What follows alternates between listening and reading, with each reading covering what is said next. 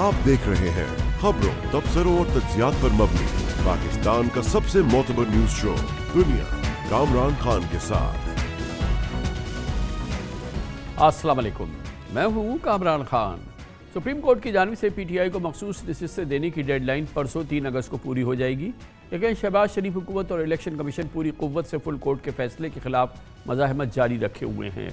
फैसला कुन काउंटडाउन जारी है, लेकिन देखना यह है कि क्या सुप्रीम कोर्ट अपने फैसले पर अमल दरामद कर पाएगी या मुंह देखती रह जाएगी, क्योंकि नून लीगी हुकूमत पार्लियामेंट में कानून साजी से अदालती फैसले को शिकस्त देना चाहती है। 2 हफ्ते पहले नून लीग और पीपल्स पार्टी ने फुल कोर्ट के फैसले के खिलाफ नजरसानी की दरख्वास्तें दायर की थी, मगर फौरी समाअत न होने पर अब शहबाज शरीफ हुकूमत इलेक्शन एक्ट में तरमीम करके सुप्रीम कोर्ट के फैसले को बज़ाहिर गैर मौसर करना चाहती है। हैरत की बात है कि परसों इलेक्शन एक्ट में तरमीम का बिल कौमी असम्बली में पेश हुआ, कल कायमा कमेटी बराए कानून ने मंजूर किया, कल जुमे को कौमी असम्बली के इजलास में इस बिल के पास होने का इम्कान है।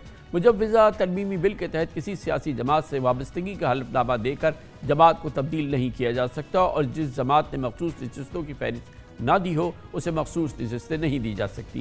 हैरान कुन बात यह है कि नून लीग के सेनेटर इरफान सिद्दीकी तस्लीम करते हैं कि हुकूमत फुल कोर्ट के अक्सरियती फैसले के बिल्कुल उलट कानून साजी कर रही है। उनका कहना है कि अदलिया ने पार्लियामेंट को मजबूर कर दिया है कि वह आइन के तहफ़्फ़ुज़ के लिए डट जाए। खबरें हैं कि इलेक्शन एक्ट में मुजव्वज़ा तरमीम की मंजूरी के बाद इलेक्शन कमीशन नून लीग से भी एक कदम आगे बढ़ सकता है।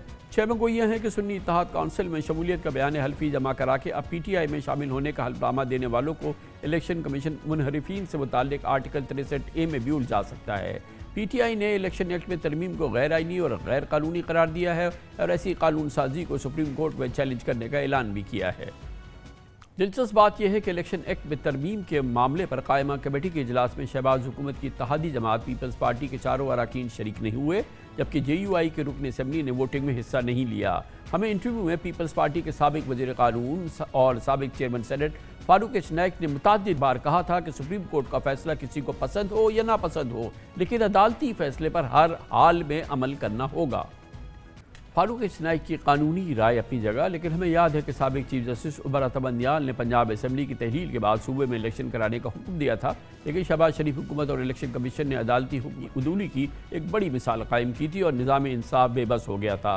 अहम सवाल ये है कि क्या इस बार भी सुप्रीम कोर्ट मुँह देखती रह जाएगी। बहुत नाजुक और अहम मामला है और इस पर बात करने के लिए हमने पाकिस्तान के नामवर सीनियर तरीन कानूनदानों में से एक साबिक चेयरमैन सेनेट साबिक सदर पाकिस्तान जनाब वसीम सज्जाद को दावत दी है। बहुत बहुत शुक्रिया वसीम सज्जाद साहब। ये फरमाइएगा कि एक नई सूरत हाल हम देख रहे हैं, फुल कोर्ट का जजमेंट आ चुका है रिज़र्व सीट्स के हवाले से, और उसकी बाकायदा 3 अगस्त जो है वो डेडलाइन थी, जो कि अब अगले 2 दिन में ख़त्म हो जाएगी। मगर इससे पहले कौमी असम्बली में एक कानून साजी का अमल शुरू किया गया है, जिससे इस जो सुप्रीम कोर्ट का फुल कोर्ट का जजमेंट है रिज़र्व सीट्स का, उसको गैर मौसर बनाना, उसको काबिल अमल ना रखना जो है वो उसका टारगेट है, उसका हदफ है। और ये एक अमल किया जा रहा है, क्या इस कानून साजी से, इस इलेक्शन एक्ट में तरमीम से वो फैसला जो कि इस कानून साजी से पहले सुप्रीम कोर्ट की फुल कोर्ट दे चुकी है, क्या वो गैर मौसर हो जाएगा और उस पर अमल दरामद की ज़रूरत नहीं रहेगी? जी, इसका जवाब ये है कि आम हालात में सुप्रीम कोर्ट का जो फैसला होता है वो हतमी होता है और लाजिम है तमाम इदारों पे कि वो इसको फॉलो करें, उसकी तायीद करें, उसको फॉलो करें और उसके मुताबिक अपने मामलात को चलाएं। अब इस केस में हुकूमत ने जो कानून साजी शुरू की है, उन्होंने इलेक्शन एक्ट में तरमीम के तहत इस फैसले को ख़त्म करने की कोशिश की है। देखना ये होगा कि जो सुप्रीम कोर्ट का फैसला है क्या वो इस तरह से गैर मौसर हो सकता है कि नहीं। अब दिक्कत ये है कि अभी तक सुप्रीम कोर्ट के डिटेल्ड फैसला सामने नहीं आया। अभी तक ये नहीं पता कि सुप्रीम कोर्ट ने जो फैसला किया है क्या उन्होंने निसार आइन पे किया है, कानून पे किया है, और क्या रीजनिंग दी है उस नतीजे पर पहुंचने के लिए जो नतीजा उन्होंने ऐलान किया है। अगर तो सुप्रीम कोर्ट ने जो फैसला दिया है वो आइन के तशरीह की है, तो आइन की तशरीह जो है वो उसको आम कानून के तहत रद्द नहीं किया जा सकता। अगर सिर्फ कानून की तशरीह की है तो वो कानून साजी के ज़रिए उसको गैर मौसर किया जा सकता है। लेकिन अगर आइन में आइन की किसी शक की तशरीह करते हुए इस केस में जो रेलेवेंट चीज़ है वो ये है आर्टिकल 51 और आर्टिकल 106। 51 मुतल्लिक है कौमी असम्बली से और 106 जो है उसका तल्लुक है सूबाई असम्बलियों से। तो लिहाजा जब डिटेल तफसीली फ़ैसला सामने आ जाएगा तो उसकी रोशनी में ही पता चलेगा कि क्या सुप्रीम कोर्ट का फ़ैसला आइन पे मबनी है, आइन की तशरीह पे मबनी है, और अगर वो आइन पे है तो फिर आम कानून साजी के तहत वो नहीं किया जा सकता। लेकिन अगर कानून पास हो जाता है तो कम से कम इलेक्शन कमीशन जो है उसके लिए एक बहुत बड़ा दिक्कत आ जाएगी कि वो क्या करे।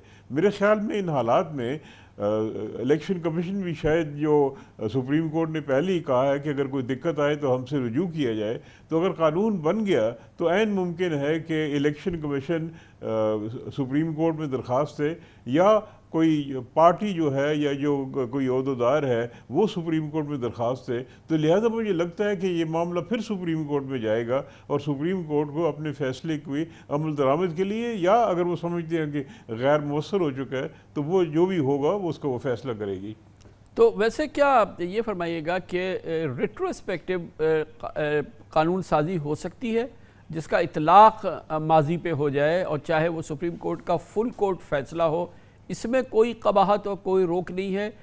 किसी भी कानून की हम कोई भी तारीख मुकर्रर कर सकते हैं कि इस पर कब से अमल दरामद होगा? फिर मैं यही कहूँगा जी कि आम हालात में एक जो मुकन्ना है लेजिस्लेचर है उसको इख्तियार होता है कि वो रीट्रोस्पेक्टिव या असर बमाजी कानून करे, लेकिन देखना होता है हर हालात में कि क्या जो हालात सुप्रीम कोर्ट के सामने आएंगे या अदालत के सामने आते हैं वो हालात क्या हैं, क्या उनको ख़त्म किया जा सकता है कि नहीं। एक असूल है जिसको कहते हैं वेस्टेड राइट्स। अगर राइट्स क्रिएट हो चुके हैं तो उसको रिट्रोस्पेक्टिव लेजिस्लेशन से ख़त्म नहीं किया जा सकेगा। तो लिहाजा दो चीज़ें अभी तक हमें देखनी है। पहला तो ये है कि कानून साजी क्या होती है, दूसरा ये है कि सुप्रीम कोर्ट का फ़ैसला उसमें क्या रीजनिंग आती है, डिटेल रीजनिंग क्या आती है। तो अगर ये कानून पास हो गया तो ये इस वक्त रिव्यू भी उन्होंने किया हुआ है, सुप्रीम कोर्ट के सामने इलेक्शन कमीशन ने एक दरख्वास्त भी दी हुई है, तो ये सारे मामले सुप्रीम कोर्ट में दोबारा मेरे अंदाजे के मुताबिक आएंगे और उन्हीं को इस पे फैसला करना पड़ेगा। मगर इसमें एक दिलचस्प बात यह है कि आधे फैसले पे तो अमल हो भी चुका है ना, 39 लोगों को तो नोटिफाई कर दिया है under the same judgement election commission of Pakistan ने एज PTIs जो उनकी रिज़र्व सीट्स के मामले पे जो 39 जो उनके मेंबर्स हैं उनको तो PTI तस्लीम कर लिया। ये भी बड़ी दिलचस्प बात है कि आधा फैसले पे तो अमल दरामद कर लिया है, यानी कि और उसके बाद फिर उसके आधे फैसले पे अमल दरामद ना करना, ये भी एक कॉम्प्लिकेशन है।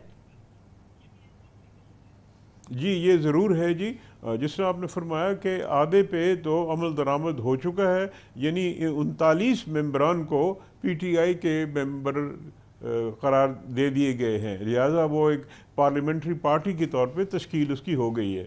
अब जो बकिया रह गए हैं कोई 41 के करीब मेंबरान हैं जिन्होंने अपने कानूनी तौर पे उनको कहा जाता है कि ये वो इंडिपेंडेंट हैं, उन्होंने अपनी वाबस्तगी PTI से की हुई है, लेकिन उसमें कुछ मुश्किलात आ रही हैं। एक तो इलेक्शन कमीशन ने सुप्रीम कोर्ट से दरख्वास्त दी है कि उनको वेरीफाई कौन करेगा, क्योंकि उनके पास जो डिटेल्स हैं या उनके पास जो रिकॉर्ड है उसके मुताबिक वो कहते हैं कि ये इलेक्शन नहीं हुआ, लिहाजा कोई क़यादत नहीं है। तो दूसरा ये है कि ये जो बकिया 41 मेंबरान हैं उनके बारे में क्या वो PTI को अदरवाइज ज्वाइन कर सकते हैं। तो लिहाजा ये जो मुश्किलात हैं, जिस समय मैंने अर्ज़ किया कि मुझे लगता है कि ये दोबारा सुप्रीम कोर्ट में ये मामला जाएगा। लेकिन सर सुप्रीम कोर्ट ठीक है इंटरप्रेट कर लेगी और एक जजमेंट पास कर देगी अगर ये मामला सुप्रीम कोर्ट में ही जाएगा, और जाहिर है कि जाएगा। लेकिन सुप्रीम कोर्ट का तो फुल कोर्ट का एक फ़ैसला मौजूद है और ये एक हमने मेकानिज़म देख लिया जिससे उसको गैर मौसर बनाने की कोशिश की गई है, या उसको बादी नज़र में तो रिजेक्ट कर दिया ना, हुकूमत ने भी रिजेक्ट कर दिया और इलेक्शन कमीशन ने भी रिजेक्ट कर दिया। तो इस बात की क्या गारंटी है कि अब ये जब दोबारा रेफर बैक होगा या वहाँ पे एक नया समात होगी और उसके बाद नतीजा आएगा, उस पर अमल दरामद होगा। जैसे ये रिजेक्ट हो गया, जैसे पंजाब में इलेक्शन कराने का फैसला रिजेक्ट हो गया था, तो आने वाला फैसला भी रिजेक्ट हो जाएगा अगर ये अब मामूल ही बन रहा है तो। जिससे मैंने अर्ज़ किया जी कि सारी चीज़ का इन्हिसार इस पे है कि सुप्रीम कोर्ट का फैसला आइन की तशरीह कर रहा है या सिर्फ कानून के तहत उन्होंने फैसला दिए। अगर आइन की तशरीह की है, आर्टिकल 51 की है, तो फिर उसको आम लेजिस्लेशन के तहत उस पर तब्दीली नहीं की जा सकती। और अगर कोई ऐसी लेजिस्लेशन आई तो सुप्रीम कोर्ट उसको शायद कल अदम करा दे। तो हमें इंतज़ार करना होगा जो तफसीली फैसला है उस पर, और फिर उसके बाद ज़्यादा बेहतर तरीके पर इस पर तबसरा किया जा सकता है। तो जब तबसरा भी नहीं किया जा सकता तफसीली फैसले के अदम मौजूदगी में, तो उसके हवाले से या उसकी मुखालिफ कानून साजी कैसे की जा सकती है? अभी तो वो चीज़ देखे बगैर एक कानून में तरमीम की जा रही है जिससे इस फैसले को गैर मौसर बनाना मतलूब है। और इलेक्शन कमीशन ने भी अपनी एक पोजीशन ले ली जिस पे उसने अमल नहीं किया और अभी उसका तफसीली फैसला मौजूद नहीं है। जी, जैसा मैंने कहा ना जी कि सुप्रीम कोर्ट ने इलेक्शन कमीशन ने भी दरख्वास्त दे दी हुई है जी ऑलरेडी। हो सकता है उस पर हेयरिंग हो जाए, तो ये जाएगी उन 8 जजेस के सामने जिन्होंने अक्सरियती फैसला दे दी है। और चूँकि ये मामला एक अर्जेंट है, हो सकता है कि जो 8 मेंबरी बेंच है वो इलेक्शन कमीशन की दरख्वास्त को देखे और उस पर फैसला करे। बहुत बहुत शुक्रिया जनाब सेनेटर वसीम सज्जाद हमारे साथ मौजूद है, पाकिस्तान के नामवर सीनियर तरीन कानूनदानों में से एक।